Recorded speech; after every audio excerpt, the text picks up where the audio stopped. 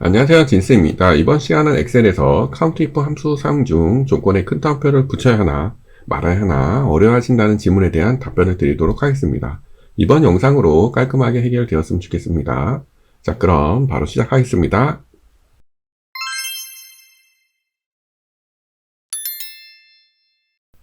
좋은 질문 다시 한번 감사드리고요. 예제를 이용해서 말씀드리겠습니다. 소방 업종의 개수입니다. 여기 주력 업종이 있는데요. 이 중에 소방이 몇 개가 있냐? 그걸 찾으시는 거죠. 커서 두시고 함수 들어가셔서 카운트 if 함수 불러오시면 되고요. 자, 여러분들은 이 수식 입력줄이랑 여기랑 같이 봐주시면 되겠습니다. 카운트 if 함수의 특징은 조건 범위 조건이죠. 조건 범위는 이 중에서 그 다음에 소방이죠. 그럼 조건을 쓰실 때 여기다 소방 이렇게 쓰시면 됩니다. 자, 그런데 제가 여기 소방량 옆에 큰 따옴표 안 했죠. 자, 그 다음에 확인 누르시면 이렇게 큰 따옴표가 저절로 생기면서 값이 나오게 됩니다. 자, 확인해 보시려면 선택하시고 FX 누르시면 이렇게 큰 따옴표가 저절로 생겼습니다.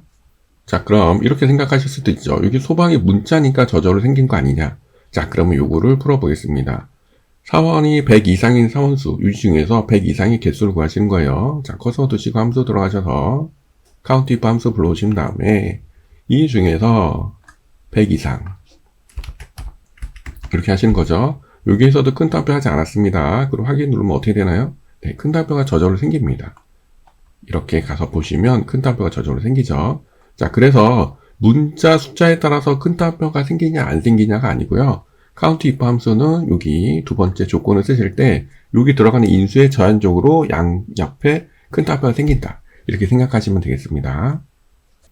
자, 그러면 마법사를 이용하지 않고 직접 작성을 해볼게요. 는 하신 다음에 카운트 if 함수를 불러오신 다음에 첫 번째 조건 범위니까 이 중에서 그 다음에 콤마 하시고 소방 이렇게 쓰셔야겠죠.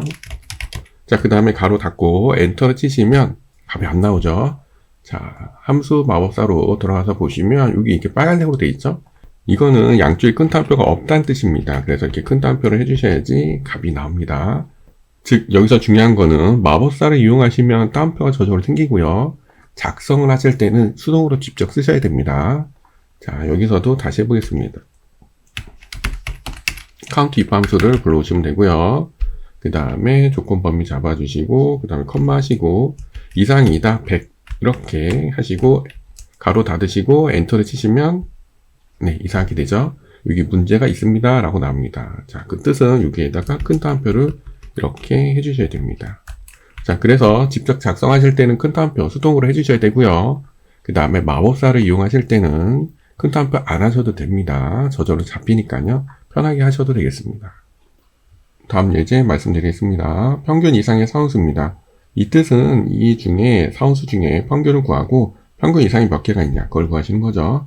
자, 커서 두시고요. 저는 이렇게 말씀드리죠. 함수 들어가셔서 에버리지 함수로 이렇게 범위를 잡으셔서 평균을 구하시는 겁니다. 그 다음에 이 에버리지를 잘라서 함수 들어가셔서 카운트 if 그 다음에 조건 범위는 이 중에서 그 다음에 이상이다 뭐보다 평균보다 이렇게 하시면 되는데 이렇게 하시면 값이 안 나와요. 그 이유가 뭐냐면 바깥쪽으로 크게 따옴표가 잡히기 때문입니다. 자, 그래서 이럴 경우는 수동으로 큰 따옴표 하시고 연산자 이렇게 하셔야지 값이 나옵니다. 이것은 꼭 에버리지가 아니고요. 범위보다 크다 작다 할 때는 이렇게 꼭 해주셔야 됩니다. 이건 알고 계셔야 돼요. 자, 그럼 확인 누르시면 값을 구할 수 있습니다. 작성을 하시면서 하실 때는 이렇게 하셔야겠죠. 자, 커서 두시고 는 하신 다음에 카운트 if 함수 불러오시고요. 그 다음에 범위 잡아주시고 이 중에서 컴마 하신 다음에 큰 따옴표 이상이다. 큰 따옴표 연산자 그 다음에 에버리지 함수를 불러오셔서 다시 범위를 잡아주시고 가로 닫고 엔터 이렇게 치셔야지 값을 구하실 수 있습니다. 어떠세요? 궁금하셨던 부분이 좀 해결이 되셨나요? 정리해서 말씀드리면 카운트 if 함수 조건에서 자연적으로 문자 숫자 모두 큰 따옴표가 붙습니다. 그 대신 마법사를 이용하시면 자연적으로 큰 따옴표가 생성이 되고요. 직접 작성을 하시면 수동으로 모두 다 입력하셔야지 합니다. 엑셀 함수가 처음이시면 직접 작성하셔도 되지만 마법사를 이용하시는 게 처음에 익히시기 편하실 수 있습니다. 그건 여러분들께서 편하신 방법으로 하시면 되고요.